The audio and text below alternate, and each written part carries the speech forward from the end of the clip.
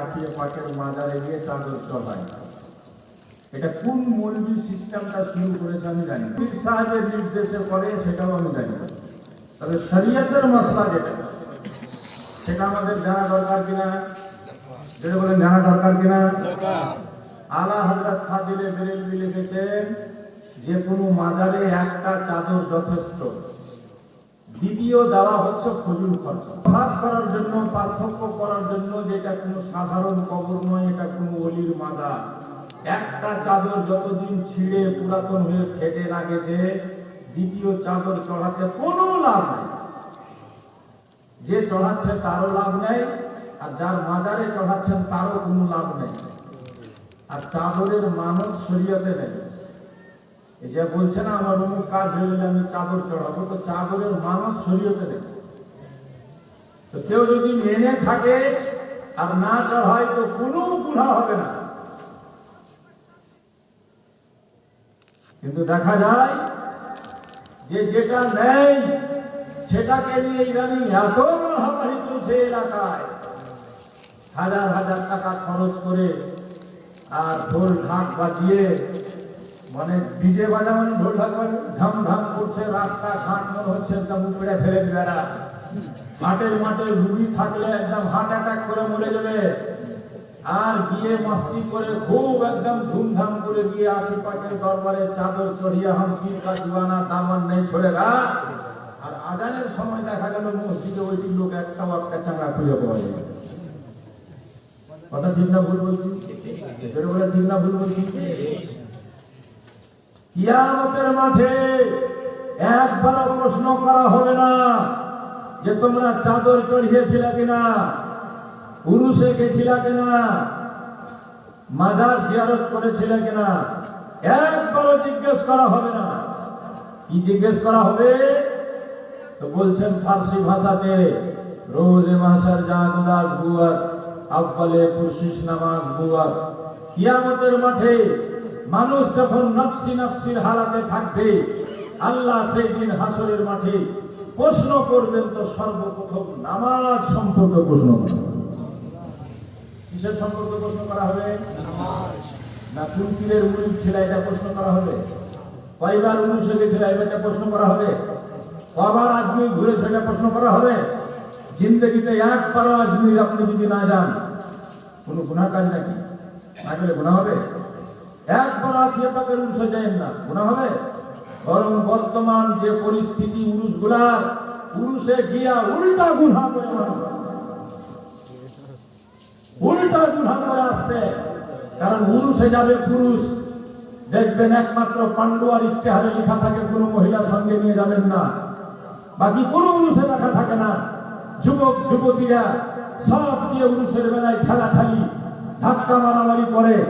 আপনি গেছিলেন বলির দরবারে সওয়াবের উদ্দেশ্য করে, সেখানে গিয়ে অপর মহিলার চুল আর দুল আর নাক আর কান দেখে ঘুরে বাড়িয়ে এসছেন, গুনাহ নিয়ে এসছেন। কারণ হাদিসে পাকে আছে গায়ের মাহরাম সেই মেয়েরা যাদের সঙ্গে বিয়ে হারাম তারা হলো মাহরাম, আর গায়ের মাহরাম মানে যাদের সঙ্গে বিয়ে হারাম নয়। ওদের উপরে যদি আপনার ভুল করে একবার নজর পড়ে যায়, আর নাজরুল উলা লাক আর নাজরুল সানিয়া আলাইক, একটা নজর কোনো মহিলার উপরে পড়লে সেটা ক্ষমা আছে। দ্বিতীয়বার ইচ্ছাকৃত কোনো মহিলাকে আপনি তাকালে আপনার জন্য গুনাহ আছে। এই জন্য শরীয়ত বলে একটা মেয়ে ছেলে মুদিখানার দোকান চালাতে পারবে না, একটা মেয়ে ছেলে চায়ের দোকান চালাতে পারে না, নাজায়েজ আছে।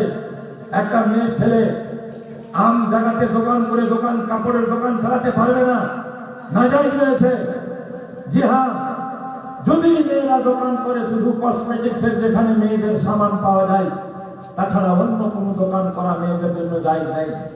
অনেক ভাই বউকে দোকানে বসিয়ে মার্কেটে যাচ্ছে মাল কিনতে, বউ মুদিখানার দোকানে, কেউ এসে বলছে ভাবি সিগারেট দাও, কেউ বলছে ভাবি গুটখা দাও, কেউ বলছে ভাবি আপনার খৈনি দাও। মানে মাল কিনা কম সম, ভাবিকে টাকাটা বেশি দরকার। এ হয়ে গেছে বাহানা। তো জেনে রাখবে রাসূলুল্লাহ বলেছেন 3 প্রকারের মানুষ জান্নাতে যাবে না। কয় প্রকার? যেটা বলুন কয় প্রকার? তিন প্রকারের মানুষ জান্নাতে যাবে না। কে কে বলছেন একটু পরে ইনশাআল্লাহ আজিজ। আর তিন প্রকারের মানুষের মরার পর মুখ কাবা শরীফের দিকে থাকবে না। মরার পর মাটি দিয়ে আসবেন, মুখটা অন্যদিকে ফিরে যাবে। তিন প্রকারের। আর তিন জায়গাতে মিথ্যা কথা বললে কোনো গুনাহ হবে না। আর তিনটা জিনিসকে বিশ্বাস করতে নিষেধ আছে। এরকম অসংখ্য আমার কাছে প্রশ্ন আছে, অসংখ্য। 3 ঘন্টা লাগবে, সব শোনাতে পারবো না। এই কটা শোনালাম, এই কটার উত্তর দিয়ে ইনশাআল্লাহ তার মধ্যে হুজুর চলে আসবে, আমার বক্তব্য শেষ হয়ে যাবে। কারণ সময় তো দেওয়া হয়নি আমাকে বক্তব্য দেওয়ার জন্য, না শোনার জন্য, না দেওয়ার জন্য। আমি কেন জবরদস্তি দিতে যাবো? যাই হোক, তো এই যে কটা প্রশ্ন করেছি চটচট করে আমি চাইছি উত্তরগুলো দিয়ে দিই। শুনতে রাজি আছেন আপনি? ছেলেবেলা শুনতে রাজি আছে? কে শুনতে রাজি নেই? হাত উঠে দেখা। মানে রাজি আছে তাও হাত উঠাচ্ছে, তাও হাত।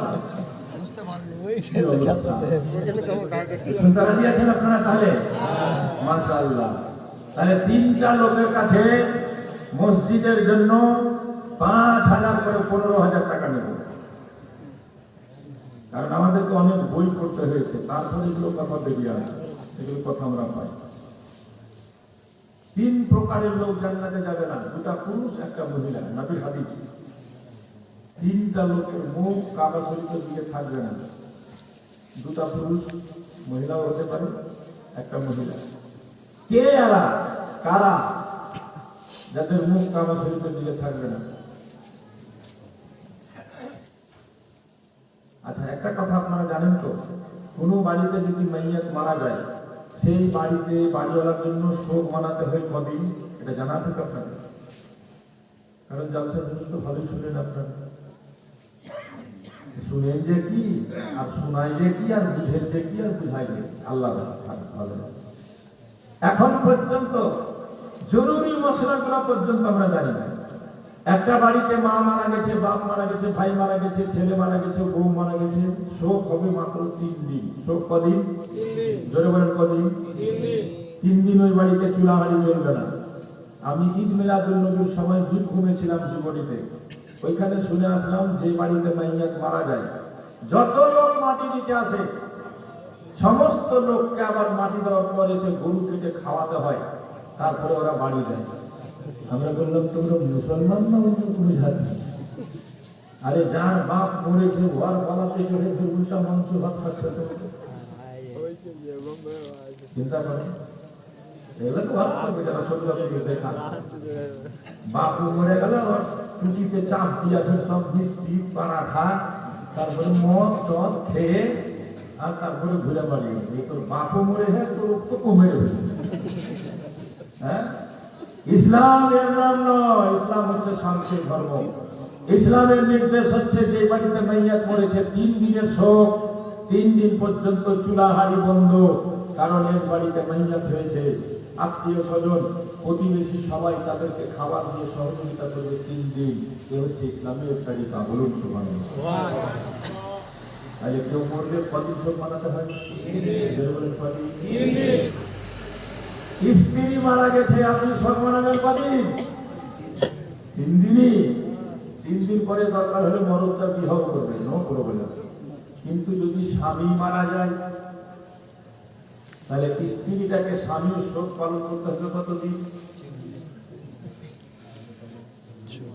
3 দিন, 40 দিন। 40 দিন।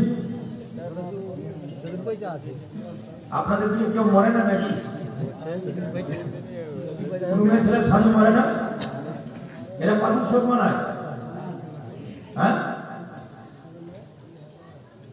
কি অবস্থা! আল্লাহর কোরআন বলে, আলবাতা শরীর আশা, যে মেয়ের স্বামী মারা গেল তার ইদ্দত হলো 4 মাস 10 দিন। কদিন বললাম? 4 মাস 10। জোরে বলেন কদিন? আরো জোরে। 4 মাস 10 দিন।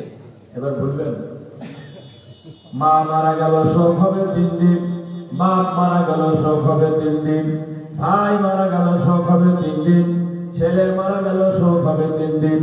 স্বামী যদি কোনো মায়ের মারা যায়, কোনো বোনের যদি স্বামী মারা যায়, তার জন্য বলা হয়েছে, কোরআন বলেছে 4 মাস 10 দিন। 4 মাস 10 দিন ওই মেয়েটা বাড়ির বাইরে যাবে না। 4 মাস 10 দিন সে সাজন গুজন করতে পারবে না। 4 মাস 10 দিন মাথাতে তেল চিরুনি পর্যন্ত দিবে না। 4 মাস 10 দিন স্বামীর ঘরে থেকে তাকে কাটাতে হবে। 4 মাস 10 দিন পর্যন্ত মেয়েটা বাপের বাড়ি পর্যন্ত যাবে না, বিয়া বাড়ি যাবে না, ভোজ বাড়ি যাবে না, বাজারে হাটে ঘাটে মার্কেটে কোথাও যাবে না। 4 মাস 10 দিন কেটে গেলে এবার প্রয়োজন হলে মেয়েটা অন্য জায়গায় বিয়ে পর্যন্ত করতে পারে, তার জন্য জায়গা আছে। তবে কতদিন পারবে না? বলেন না কতদিন। আর যদি কেউ কোনদিন জিজ্ঞেস করে কেউ বলতে পারবেন না? শিখা হলো না? কাজের জিনিস এগুলো শিখে রাখা দরকার। আচ্ছা, আরেকটা কাজের জিনিস, একটা ছেলে মায়ের দুধ খাবে কতদিন? আমি বলছি তো এরকম প্রশ্ন আমার কাছে শরীয়তে অনেক আছে, অনেক সময় লাগবে শুনতে পারে। একটা ছেলে মায়ের দুধ খাবে কতদিন? 2 বছর। একটা ছেলে মায়ের সাথে এক বিছানায় ঘুমাতে পারবে কতদিন? হ্যাঁ, আইডিয়াটা বলছেন না? বলছি যে গোসলের খরচ কোনটা? একটা ছেলে বলছে 3টা। কি তো বলছে লুঙ্গি, গামছা, সাবান। তো যেটা মুখে বলি তো বলছে আইডিয়াতে বলে দিলাম। গোসল করলে তো 3টাই লাগে, আইডিয়াতে বললেন না, জেনে বলবেন। দুধ খাবে কতদিন? কোরআন বলছে হাওলাইনে কামেলাইন 2 বছর। আর ছেলেটা মায়ের সাথে ঘুমাতে পারবে কতদিন? তো ফিকার কিতাবে লেখা আছে 10 বছর পর্যন্ত। কতদিন বললাম? 10 বছর। 10 বছর হয়ে গেলে ছেলের বিছানা আলাদা করে দিতে হবে। এটা একটা জানা হলো কিনা? এরকম অসংখ্য জানার কথা আল্লাহ বলছেন, ফাসালু আহলা যিকরি ইন কুনতুম লা তা'লামুন। তোমরা প্রশ্ন করো, জানো, যে বিষয়ে জানো না জ্ঞানী ব্যক্তিদের কাছ থেকে জেনে নাও। আপনারা তো বসবেন না, আসবেন না, তা জানবেন কি? মাশাআল্লাহ, ইমাম সাহেব আপনার মৌলানা হাশিম রেজা যথেষ্ট জ্ঞানী গুণী লোক, আপনাদের মসজিদে ইমামতি করছেন। যদি যুবক ছেলেরা, বয়স্ক লোকেরা মনে করে যে আমরা ইসলাম শিখব, কোরআন শিখার আগ্রহ নিয়ে চেষ্টা চালাচ্ছিল, তার আশা ছিল কোরআন পড়ব, মরে গেল, কবরে 2 জন ফেরেশতা এসে তাকে কোরআন পড়াবে। বলুন, যার কবরে ফেরেশতা তো কোরআন পড়াবে, তার কবরে আযাব হবে? বলুন, আযাব হবে? নবী বলছেন হাসরের মাঠে ওই লোকটা উঠবে তো কমপ্লিট কোরআন মুখস্থ করে উঠবে। বলুন সুবহানাল্লাহ। যাক, অনেক কথাই বলে দিলাম অল্প সময়ে, আর বেশি বলতে যাব না। বলছিলাম যে 3টা লোক জান্নাতে যাবে না। এই 3টা কে কে এটা বলে দেব তো? তাহলে 3টা লোক হবে না, 5000 করে আমি দেখতে চাই। এত বড় গ্রাম, কুড়িয়াটায়, কেউ দোকানদার, কেউ চাকরি, কেউ অফিসার, কেউ আর কারবার, কেউ কিছু করছেন আল্লাহর রহমতে, পীর বুজুর্গের দুয়ার বরকতে, খোদার ঘর মসজিদ আর নবীর ঘর মাদ্রাসা সম্পর্কে নবী নিজে বলেছেন, একটা পাখি বসার সময় জায়গা পাবেও জীবনে অংশগ্রহণ করবা। কারণ কিয়ামতের মাঠে সব যখন ফানা হয়ে যাবে, তখন মসজিদের মাদ্রাসা গোলাপ ফুল হয়ে ভাসতে থাকবে। আল্লাহ সব জানে, তা সত্ত্বেও আল্লাহ জিজ্ঞেস করবেন, তোমরা কে? মসজিদ মাদ্রাসা বলবে, আল্লাহ আমি মসজিদ, আমি মাদ্রাসা। যারা গড়েছে, যারা তৈরি করেছে, যারা দান করেছে, যতক্ষণ পর্যন্ত তাদেরকে ক্ষমা না করা হবে, আমরা ফানা হব না। যারা বলেন সুবহানাল্লাহ, আমি দেখতে চাই 5000 টাকা একটাও তো হবে না। গোটা কুড়িয়াটাকে একটাও কেউ নেই। আগের তুলনায় আলহামদুলিল্লাহ বাড়ি ভালো হচ্ছে, প্রায় মানুষের কাছে গাড়ি হচ্ছে, অবস্থা ভালো হচ্ছে, তো মনটা কেন ভালো হবে? আল্লাহ বলছে, দিয়েছি ধন বুঝতে, মন টানতে কতক্ষণ। কত আমিরকে ফকির বানিয়ে দিল আল্লাহ তাআলা। হ্যাঁ, সময় লাগবে না। আর যারা দান করে তাদেরকে আল্লাহ কোনোদিন অভাবই হতে দেয় না। বলুন সুবহানাল্লাহ। তো 5000 টাকা নগদ হোক বাকি হোক, একটা হাতে উঠবে না।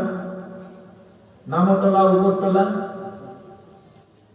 ধরমপুর, মথাবাড়ি কাহালা এদিকের আশেপাশে কেউ নারে তাকবীর